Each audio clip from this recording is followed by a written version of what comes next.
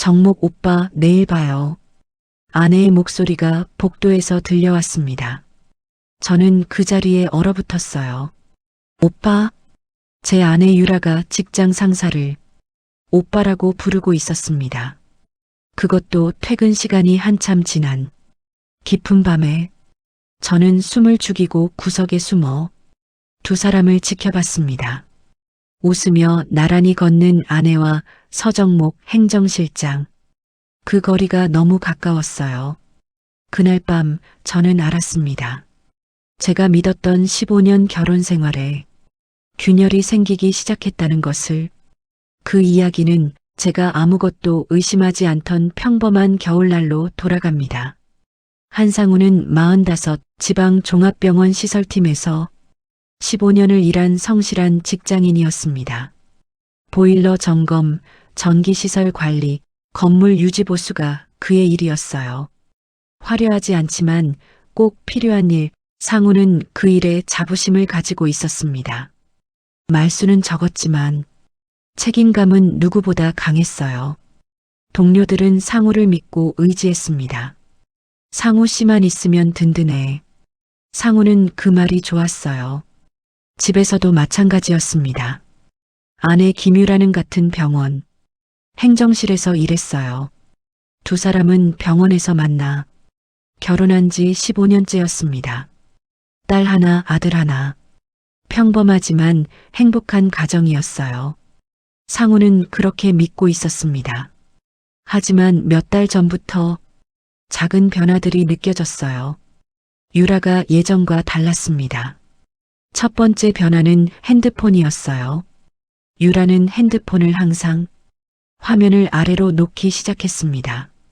전에는 그러지 않았어요. 알림이 오면 화면이 보였는데 이제는 절대 보이지 않았습니다. 여보, 누구한테 연락 왔어? 상우가 물으면 유라는 핸드폰을 재빨리 집어들었어요. 아, 회사 일. 그리고 다른 방으로 가서 통화를 했습니다. 예전엔 그러지 않았는데. 두 번째 변화는 야근이었어요. 유라는 행정실 직원인데 행정실은 보통 정시 퇴근이었습니다. 하지만 요즘은 일주일에 서너 번 야근을 한다고 했어요. 오늘도 야근이야? 응, 결산 기간이라 바빠. 힘들겠다. 괜찮아. 유라는 피곤한 표정도 없이 담담하게 대답했습니다. 세 번째 변화는 말투였어요. 유라는 상우에게 점점 짧게 대답했습니다. 저녁 뭐 먹을까? 아무거나. 주말에 애들이랑 어디 갈까? 너 알아서 해. 요즘 무슨 일 있어? 아니, 없어. 대화가 끊겼습니다. 예전엔 이런저런 이야기를 나눴는데 이제는 필요한 말만 했어요. 상우는 불안했지만 대수롭지 않게 생각하려 했습니다. 바쁘니까 그러겠지. 피곤하니까. 하지만 마음 한구석이 계속 무거웠어요. 그러던 어느 겨울밤 상우는 야간 점검을 나갔습니다. 병원 건물은 24시간 가동되니까 밤에도 시설 점검이 필요했어요. 오후 11시쯤 상우는 행정실 층 복도를 지나고 있었습니다. 대부분의 불이 꺼져 있었어요. 조용했습니다. 그때 목소리가 들렸어요. 정목 오빠 고마워요. 상우는 걸음을 멈췄습니다. 유라 목소리, 복도 모퉁이 너머에서 웃음소리가 들렸어요. 상우는 조심스럽게 다가갔습니다. 모퉁이에서 살짝 고개를 내밀었어요. 유라가 서 있었습니다. 그리고 그 옆에 서정목 행정실장이 있었어요. 두 사람은 나란히 서서 뭔가 이야기를 나누고 있었습니다. 거리가 가까웠어요. 너무 가까웠습니다. 정목이 유라의 어깨를 가볍게 쳤어요. 유라는 웃으며 고개를 숙였습니다. 내일 봐요, 오빠. 응, 조심해서 가. 두 사람은 헤어졌습니다. 유라는 엘리베이터로 향했고 정목은 행정실로 들어갔어요. 상우는 그 자리에 서 있었습니다. 가슴이 답답했어요. 오빠? 유라가 정목 실장을 오빠라고 불렀어? 상우와 정목은 아는 사이였습니다. 정목은 행정실장으로 상우보다 3살 어렸어요. 잘생기고 말도 잘하는 사람이었습니다. 병원에서 인기가 많았어요. 상우는 정목을 별로 좋아하지 않았습니다. 가볍게 느껴졌거든요.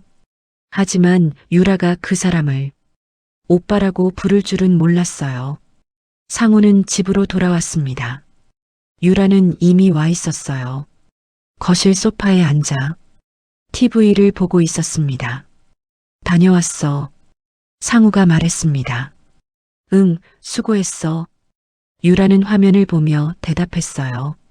상우는 유라를 쳐다봤습니다. 오늘 야근 많이 했어? 응, 좀. 힘들었겠다. 괜찮아. 유라는 여전히 TV만 봤습니다. 상우는 물어보고 싶었어요.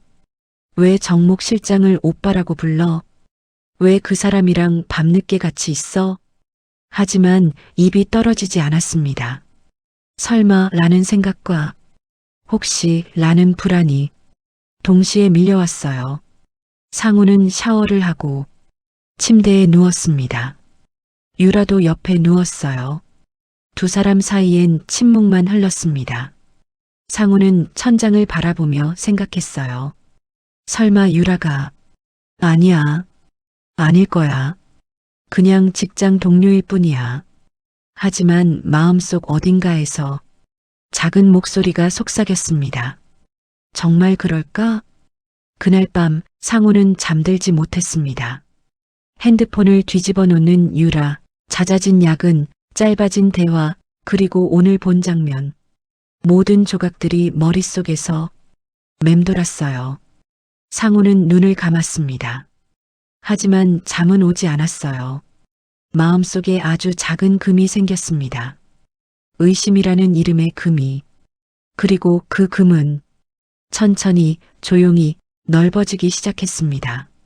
그날 밤 이후 상우는 유라를 유심히 관찰하기 시작했습니다. 의도한 건 아니었어요. 하지만 자꾸만 신경이 쓰였습니다. 유라의 모든 행동이 이상하게 보이기 시작했어요. 일주일이 지난 어느 저녁 상우는 집에 일찍 들어왔습니다. 유라는 아직 퇴근 전이었어요. 상우는 거실 소파에 앉아 TV를 켰습니다. 그때 유라의 가방이 보였어요. 식탁 의자에 걸려 있었습니다. 평소엔 방에 두는데 오늘은 거실에 놔뒀네요. 상우는 가방을 보다가 일어났습니다. 아니야, 이러면 안 돼. 하지만 발걸음은 가방 쪽으로 향하고 있었어요. 상우는 가방 앞에 섰습니다. 손이 떨렸어요. 그냥 볼까?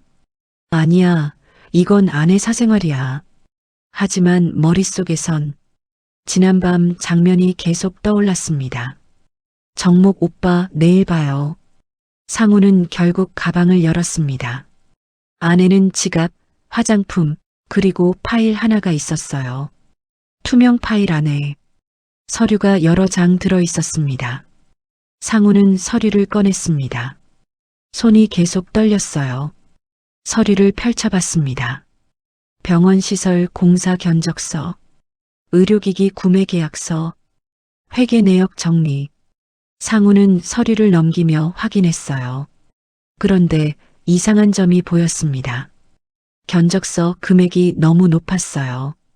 상우는 시설팀에서 일하니까 대략적인 시세를 알고 있었습니다. 이 공사가 2천만 원? 보통은 1,000만 원 정도인데 다른 견적서도 마찬가지였어요. 모두 시세보다 높았습니다.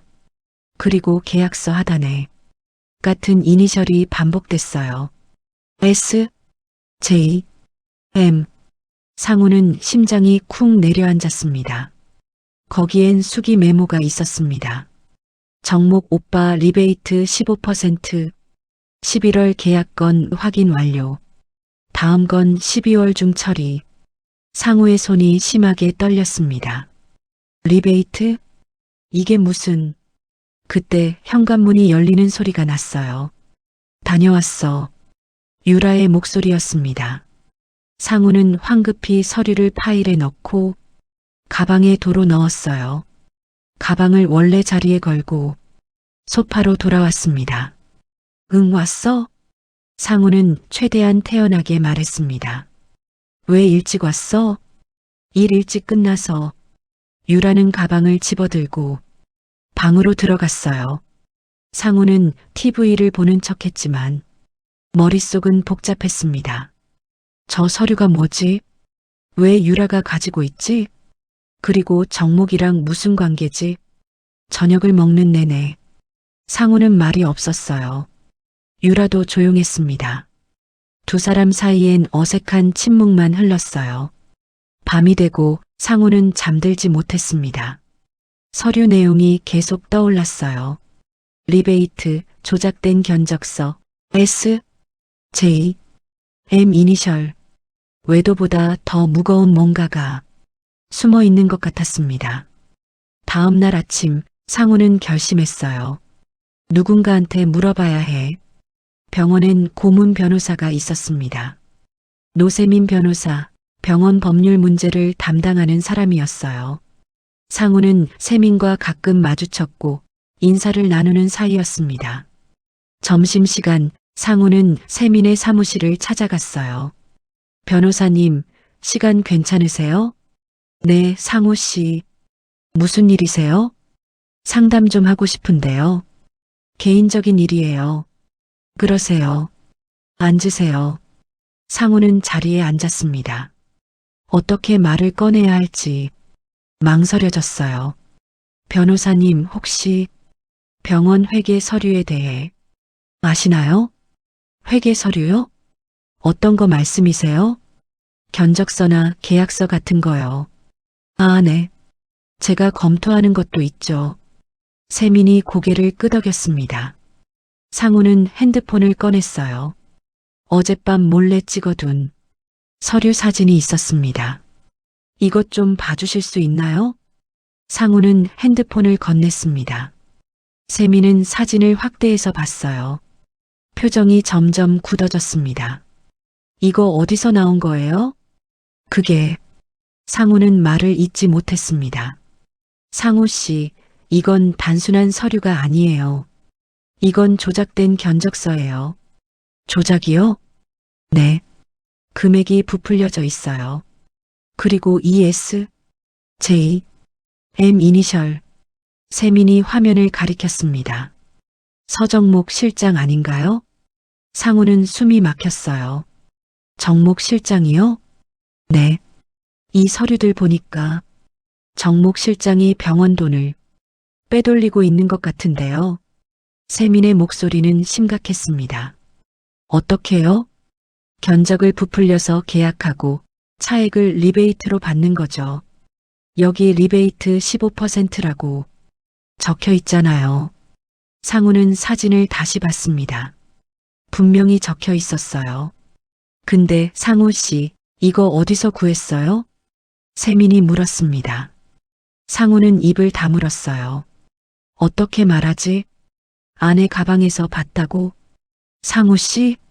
세민이 다시 물었습니다. 상우는 깊게 한숨을 쉬었어요. 제 아내 가방에서 봤습니다. 아내분이요?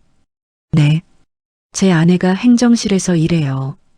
김유라라고. 세민은 잠시 생각하더니 고개를 끄덕였습니다. 아, 유라 씨. 그럼 유라 씨가 이 일에. 세민은 말을 멈췄어요. 상우는 가슴이 무너지는 것 같았습니다. 얽힌 거죠? 상우가 대신 말했습니다. 단정할 순 없지만 이 서류를 가지고 있다는 건 뭔가 관련이 있다는 거예요. 세민이 조심스럽게 말했습니다. 상우는 고개를 떨어뜨렸어요. 상우 씨, 이건 단순한 개인 문제가 아닙니다. 병원 전체에 영향을 미치는 비리예요. 그럼 어떻게 해야 하나요? 일단 증거를 더 모아야 해요. 그리고 병원 이사장님께 보고해야 합니다. 이사장님께요? 네. 이건 범죄예요. 횡령이자 배임이죠. 상우는 머리가 복잡했습니다. 아내의 외도를 의심하다가 병원 비리까지 발견하게 됐어요. 상우 씨 힘드시겠지만 이건 밝혀야 해요. 병원을 위해서도 상우 씨를 위해서도요. 세민이 상우의 어깨를 두드렸습니다. 알겠습니다. 상우는 고개를 끄덕였어요. 사무실을 나와 상우는 복도를 걸었습니다. 다리에 힘이 없었어요. 유라가 정말 비리에 연루됐을까? 아니면 그냥 서류만 보관한 걸까? 하지만 정목 오빠라는 말, 그 친밀한 거리, 그리고 이 서류들, 모든 게 유라를 가리키고 있었습니다. 상우는 벽에 기대 섰어요. 눈을 감았습니다. 사랑보다 신뢰가 먼저 부서지는 순간 상우는 그 아픔을 온몸으로 느꼈습니다. 세민과의 상담 이후 상우는 며칠 동안 고민했습니다. 어떻게 해야 하지? 유라를 직접 추궁할까? 아니면 그냥 넘어갈까? 하지만 마음은 이미 정해져 있었어요. 울어도 해결되지 않아. 감정적으로 싸워도 이길 수 없어. 상우는 처음으로 철저하게 이성적으로 움직이기로 했습니다. 증거를 모으자. 확실한 증거를. 다음 날부터 상우는 조용히 증거 수집을 시작했어요. 먼저 병원 CCTV를 확인했습니다. 상우는 시설팀이니까 CCTV 관리실에 접근할 수 있었어요. 야간 근무 때 지난 한 달간 녹화 영상을 확인했습니다. 유라와 정목이 자주 같이 있는 장면, 늦은 밤 둘이서 행정실을 나오는 장면, 주차장에서 나란히 걷는 장면. 상우는 이 장면들을 휴대폰으로 촬영했어요. 손이 떨렸지만 참았습니다. 다음은 서류였습니다. 상우는 유라가 집에 없을 때 가방을 다시 뒤졌어요. 이번엔 서류를 사진으로 찍었습니다. 모든 페이지를 꼼꼼히 찍었어요. 견적서, 계약서, 회계 내역, 그리고 수기 메모까지. 또한 상우는 병원 회계 시스템에 접근했습니다. 시설팀도 일부 권한이 있었거든요. 공사 관련 지출 내역을 확인할 수 있었어요. 상우는 최근 1년간 시설 공사 지출 내역을 출력했습니다. 그리고 유라 가방에서 본 견적서와 비교했어요. 금액이 달랐습니다. 견적서는 2천만 원인데 실제 지출은 1,000만 원이었어요. 차액 1,000만 원은 어디로 간 거지? 상우는 더 파고들었습니다. 계약업체 계좌를 추적했어요. 그리고 발견했습니다. 계약업체에서 정목 개인 계좌로 돈이 이체된 흔적, 리베이트였구나. 상우는 이 모든 내역을 스크린샷으로 저장했습니다. 일주일 동안 상우는 밤마다 증거를 모았어요. CCTV 영상, 서류 사진, 회계 내역, 계좌 이체 기록, 모든 것을 USB에 저장했습니다. 그리고 마지막으로 상우는 유라의 휴대폰을 확인했습니다. 어느 새벽 유라가 깊이 잠들었을 때 조심스럽게 핸드폰을 들었어요. 잠금은 유라 생일이었습니다. 상우는 메시지를 확인했어요. 정목과의 대화가 있었습니다. 오빠, 오늘 서류 정리했어요. 고마워, 유라야. 잘했어. 다음 거는 언제 해요? 다음 주에 하자. 천천히. 알겠어요. 조심해요. 상우는 이 대화들을 사진으로 찍었습니다. 손이 떨렸지만 계속했어요. 더 많은 대화가 있었습니다. 오빠, 이번 달 정산 끝났어요. 수고했어. 저녁 사줄게. 좋아요. 언제 볼까요? 상우는 휴대폰을 도로 놓았습니다. 가슴이 찢어지는 것 같았지만 표정은 담담했어요. 이제 충분해.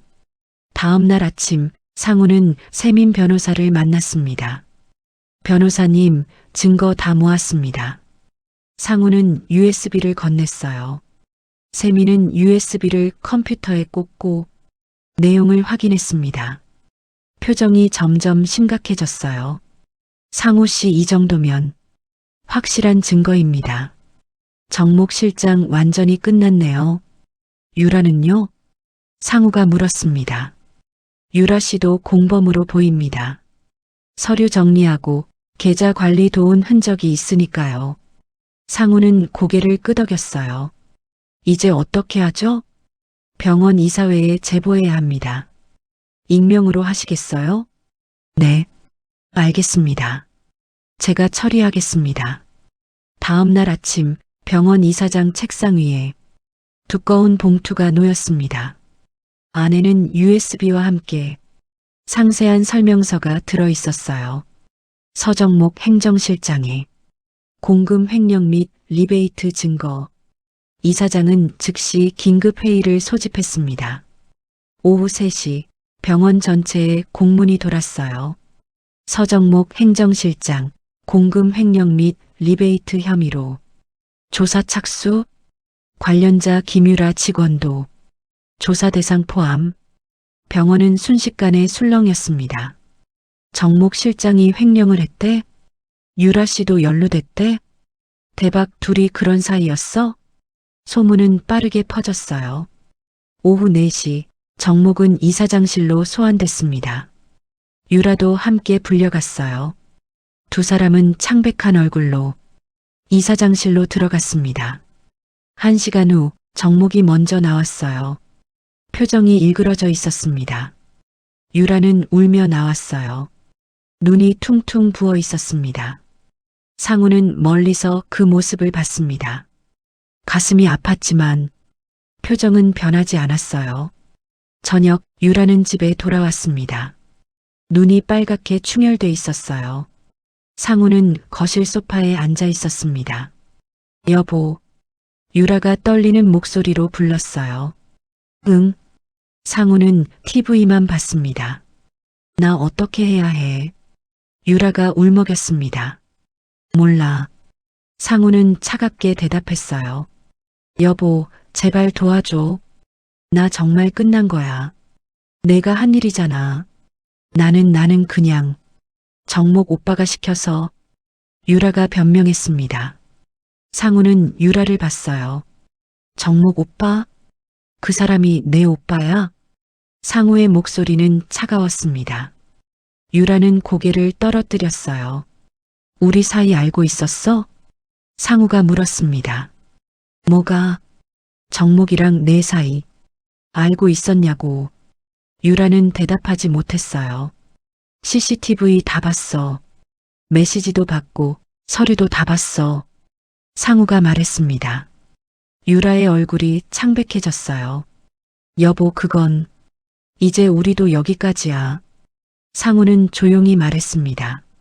뭐? 이혼하자. 유라는 주저앉았어요. 여보, 제발. 나 잘못했어. 용서해줘. 용서? 넌 나를 배신했잖아. 병원도 배신했고. 상우는 일어났습니다. 나 방 쓸게. 너는 안방 써. 상우는 작은 방으로 들어갔어요. 문을 닫았습니다. 유라의 울음소리가 들렸지만 상우는 귀를 막았어요.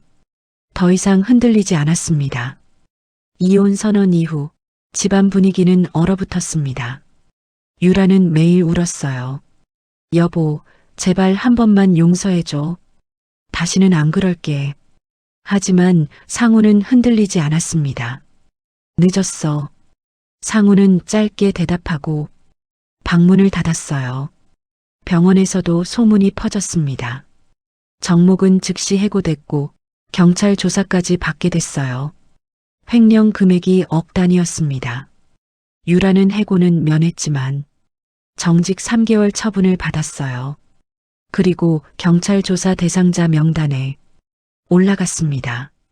공범 혐의로 조사받을 예정. 유라는 매일 변호사와 상담했어요. 집에 돌아오면 지쳐서 소파에 주저앉았습니다. 여보, 나 정말 끝난 것 같아. 상우는 대답하지 않았어요. 변호사가 그러는데 최소 벌금형은 받을 거래. 운이 나쁘면 집행유예도. 유라의 목소리가 떨렸습니다. 내가 한 일이야. 상우는 여전히 차갑게 말했어요. 여보, 나 정말 정목 오빠가 시켜서 한 거야. 나는 몰랐어. 메시지 봤어. 너 다 알고 있었잖아. 그건 그냥 오빠 도와준 거야. 도와준 게 아니라 공범이지.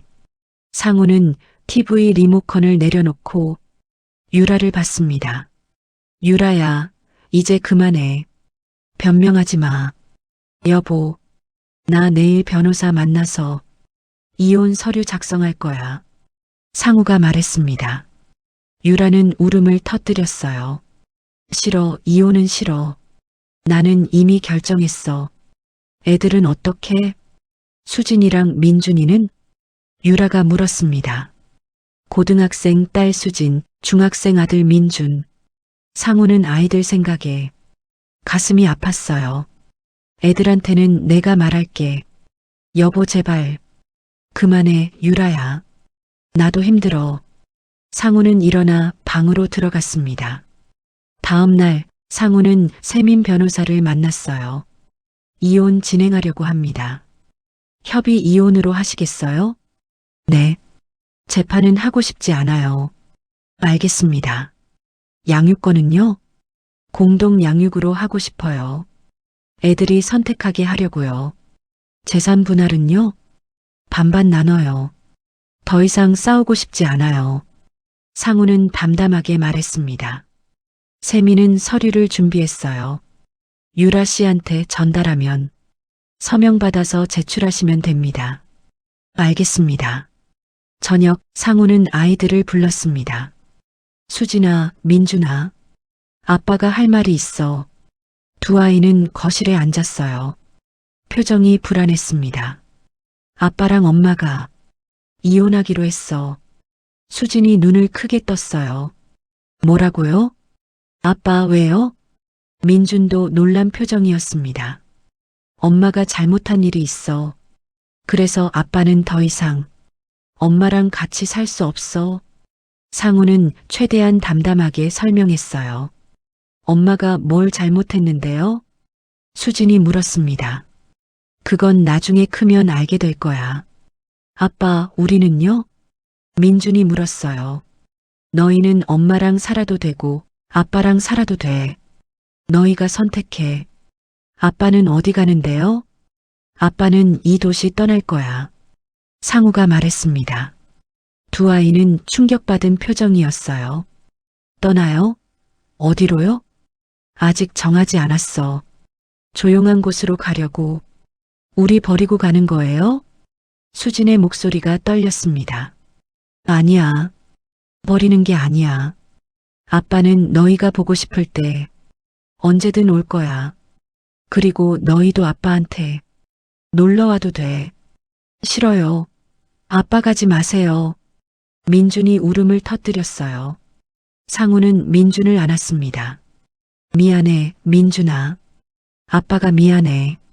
수진도 눈물을 흘렸어요. 아빠 엄마 용서 못해요? 수진아, 아빠도 노력했어. 근데 이제는 힘들어. 상우의 목소리도 떨렸습니다. 한 달 후 이혼이 성립됐습니다. 재판 없이 협의 이혼이었어요. 유라는 끝까지 울며 매달렸지만 상우의 마음은 돌아서지 않았습니다. 재산은 반반 나눴고 아이들은 유라와 함께 살기로 했어요. 상우는 주말마다 아이들을 만나기로 했습니다. 이혼 서류에 도장을 찍는 순간 상우는 깊게 한숨을 쉬었어요. 이제 끝이구나. 15년 결혼 생활이. 상우는 짐을 쌌습니다. 많지 않았어요. 옷가지와 책 몇 권, 그리고 아이들 사진. 아빠, 정말 가는 거예요? 수진이 물었습니다. 응, 가야지. 어디로요? 바닷가 쪽으로 갈까 해. 조용한 마을로. 왜요? 새로 살아보고 싶어서. 누가 아닌 나로. 상우가 말했습니다. 수진은 아빠를 안았어요. 보고 싶을 거예요. 나도 보고 싶을 거야. 민준도 달려와 안겼습니다. 아빠 자주 올 거죠? 그럼 주말마다 올게. 상우는 아이들을 꼭 안았어요. 다음 날 아침 상우는 차에 짐을 실었습니다. 유라는 멀리서 지켜보고 있었어요. 두 사람은 눈이 마주쳤지만 인사하지 않았습니다. 상우는 차에 올라탔어요.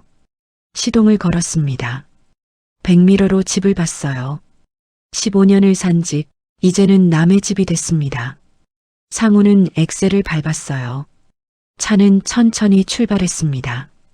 뒤를 돌아보지 않았어요. 앞만 봤습니다. 고속도로에 진입하고 상우는 창문을 열었어요. 바람이 얼굴을 스쳤습니다. 시원했어요. 이제 시작이야. 나만의 삶. 3시간을 달려 상우는 작은 해안 마을에 도착했습니다. 바다가 보이는 작은 마을, 사람들도 많지 않았어요. 상우는 미리 알아본 작은 원룸에 짐을 풀었습니다. 창문을 열자 바다 냄새가 났어요. 파도 소리가 들렸습니다. 상우는 창가에 앉아 바다를 바라봤어요. 여기서 다시 시작하자.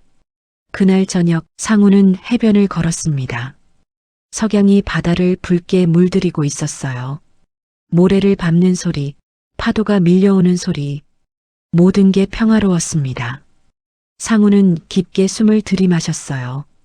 이제 괜찮아질 거야. 해안 마을에 정착한 지 한 달이 지났습니다. 상우는 작은 자동차 정비소에서 일하기 시작했어요. 마을 입구에 있는 바다 정비소, 사장님은 60대 할아버지였습니다. 서울에서 왔다고? 여기서 뭐 할 건데? 그냥 쉬고 싶어서요. 쉬러 왔으면서 일을 해? 사장님이 웃었습니다. 손 놀려야 마음이 편해서요. 그래, 알겠어. 그럼 여기서 일해봐. 상우는 정비소에서 차를 고치는 일을 배웠어요. 병원 시설 일과 비슷한 면이 있었습니다. 기계를 다루고 문제를 해결하는 일. 상우는 금방 익숙해졌어요. 상우 씨, 손재주 좋네. 서울에서 뭐 했어? 병원에서 시설 관리 일했어요. 그래, 그럼 여긴 쉽겠네. 사장님이 만족스러워했습니다. 일과가 단순했어요. 아침 8시에 정비소에 출근, 오후 6시에 퇴근, 주말엔 쉬었습니다. 상우는 새벽마다 해변을 걸었어요. 바다를 바라보며 깊게 숨을 들이마셨습니다. 파도 소리가 마음을 진정시켰어요. 여기 와서 잘했어. 하지만 가끔 과거가 떠올랐습니다. 유라의 얼굴, 정목과 나란히 걷던 모습, 아이들의 울음. 그럴 때마다 가슴이 아팠어요. 아직 완전히 잊지 못했구나. 어느 토요일 오후 수진과 민준이 찾아왔습니다. 아빠, 아이들이 달려와 안겼어요. 왔구나. 잘 왔어. 상우는 아이들을 꼭 안았습니다. 아빠, 여기 진짜 바다네요. 민준이 신나서 소리쳤어요. 그럼 바다 보러 갈까? 네. 세 사람은 해변을 걸었습니다. 아이들은 조개를 주우며 웃었어요. 상우는 그 모습을 보며 미소 지었습니다. 이런 것만으로도 행복하구나. 저녁엔 마을 식당에서 회를 먹었어요. 아빠, 엄마는 어때요? 수진이 조심스럽게 물었습니다. 엄마는 어떻게 지내? 요즘 힘들어 보여요. 경찰 조사 계속 받고. 그렇구나. 상우는 짧게 대답했어요. 더 이상 유라에 대해 감정이 들지 않았습니다. 아빠는 엄마 미워해요? 민준이 물었어요. 미워하진 않아. 그냥 이제 남이야. 우리 때문에 힘드시죠? 수진이 말했습니다. 아니야. 너희는 아빠 힘이야. 상우는 수진의 손을 잡았어요. 아빠, 여기서 계속 살 거예요? 응. 당분간은. 우리 자주 올게요. 그래. 자주 와. 아이들은 일요일 저녁에 돌아갔습니다. 상우는 아이들을 배웅하며 손을 흔들었어요. 아이들이 있어서 다행이야. 석 달이 지났습니다. 상우는 마을에 완전히 적응했어요. 정비소 일도 익숙해졌고 마을 사람들과도 친해졌습니다. 상우 씨, 오늘 저녁에 우리 집에서 고기 구워 먹을 건데 올래? 정비소 단골 손님이 초대했어요. 네, 가겠습니다. 상우는 조금씩 마을에 스며들었습니다. 어느 일요일 아침 상우는 해변에 앉아 있었어요. 파도가 밀려왔다, 밀려갔다를 반복했습니다. 규칙적인 소리가 마음을 편안하게 했어요. 과거를 생각하면 여전히 아파. 하지만 이제는 괜찮아. 더 이상 나를 잡아당기지 않아. 상우는 모래를 한 줌 집었습니다. 손가락 사이로 모래가 빠져나갔어요. 사람은 무너질 수 있다. 하지만 다시 세울 수도 있지. 상우는 나지막이 중얼거렸습니다. 그때 누군가 옆에 앉았어요.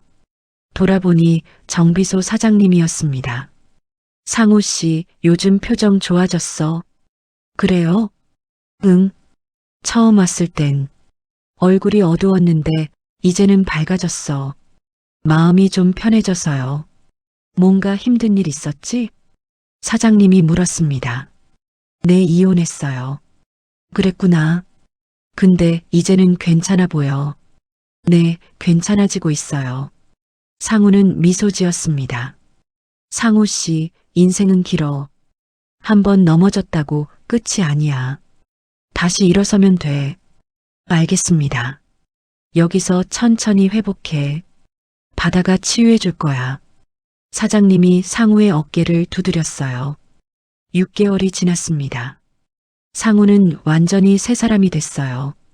얼굴에는 평온함이 자리 잡았고 웃음도 늘었습니다. 서울에서 가끔 소식이 들려왔어요. 정목은 횡령죄로 징역 2년을 선고받았고 유라는 벌금 500만 원에 집행유예를 받았습니다. 상우는 그 소식을 듣고도 아무 감정이 들지 않았어요. 이제 정말 끝났구나. 어느 저녁 상우는 정비소 앞 벤치에 앉아 석양을 바라봤습니다. 하늘이 붉게 물들고 있었어요. 내게 남은 건 증오도 복수의 쾌감도 아니야. 조용한 평온, 그리고 다시 걷는 힘. 상우는 깨달았습니다. 진짜 복수는 상대를 무너뜨리는 게 아니라 무너진 나를 다시 일으켜 세우는 일이야. 바다는 규칙적으로 파도를 보냈습니다. 밀려왔다, 밀려갔다. 끝없이 반복되는 리듬. 상우도 그 소리에 맞춰 다시 살아가기 시작했어요. 천천히, 조용히, 그리고 단단하게. 1년 후 상우는 작은 카페를 열었습니다. 바다와 커피라는 이름의 카페. 바다가 보이는 자리에 테이블 몇 개만 놓은 작은 공간. 손님은 많지 않았지만 상우는 만족했어요. 아빠, 카페 예쁘다. 수진이 놀러와서 말했습니다. 그치? 아빠가 직접 꾸몄어. 여기서 계속 살 거예요? 응. 여기가 좋아. 아빠 행복해 보여요. 수진이 웃었습니다. 응, 행복해. 상우는 진심으로 대답했어요.